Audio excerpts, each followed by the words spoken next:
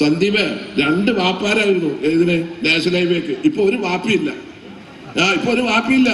നിങ്ങൾ ആലോചിക്കണം, 2 വാപ്പാരുണ്ടായിന്. ഒന്ന് മോദി, ഒന്ന് പിണറായി. എന്റെ പറഞ്ഞ കാസർഗോഡ് മുതൽ തിരുവനന്തപുരം വരെ 26,000 കോടി രൂപ കേരളത്തിന്റെ ചരിത്രത്തിൽ ഇല്ലാത്ത വിധത്തിലുള്ള പദ്ധതി നടപ്പിലാക്കിയ പിണറായി വിജയൻ അസംബ്ലിയിൽ ഇങ്ങനെ പുട്ടിക്ക് തേങ്ങണോ അതിലിങ്ങനെ പറയുന്നു.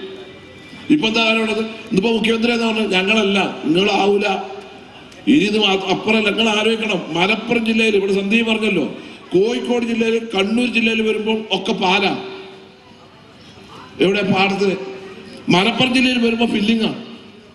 അതന്നെയാണ് പ്രശ്നം. നിങ്ങൾ ആലോചിച്ച് നോക്കണ്ടേ, ഇതിപ്പോ നിൽക്കൂല. ഇതിപ്പോ നിൽക്കൂല. കാരണം എന്താ വെച്ചാൽ ഒരു ബെൽറ്റ് കൂടി ഇല്ല. സാധാരണ നമ്മളത് കോൺക്രീറ്റ് ചെയ്ത് കഴിഞ്ഞാൽ ഒരു ലെവലിൽ വന്നാൽ ഒരു ബെൽറ്റ് കൊടുക്കും, അതും ഇല്ല. അങ്ങനെ കെട്ടിയേക്കാണ്.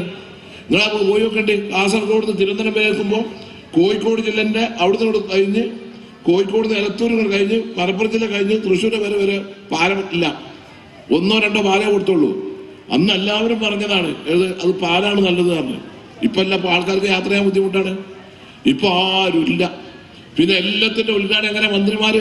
മന്ത്രിമാര് തമ്മിൽ അഭിപ്രായ വ്യത്യാസമാണ്. നിങ്ങളറിയോ, തിരുവനന്തപുരത്ത് സ്മാർട്ട് സിറ്റി പദ്ധതി പഞ്ചായത്ത് വകുപ്പ് 67 കോടി കൊടുത്തു.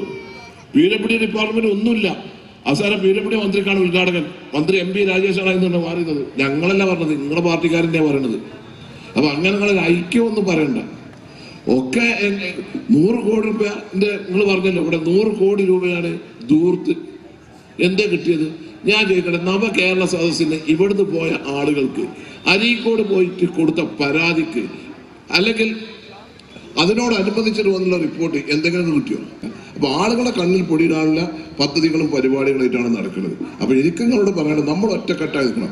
വരാൻ പോകുന്ന നിയമസഭാ തെരഞ്ഞെടുപ്പിൽ കേരളത്തിൽ ഐക്യ ജനാധിപത്യ മുന്നണി 100 സീറ്റ് നേടി അധികാരത്തിൽ വരുന്ന കാര്യത്തിൽ ആർക്കും യാതൊരു സംശയമില്ല. കോൺഗ്രസ് ഒരു ജനാധിപത്യ പാർട്ടിയാണ്.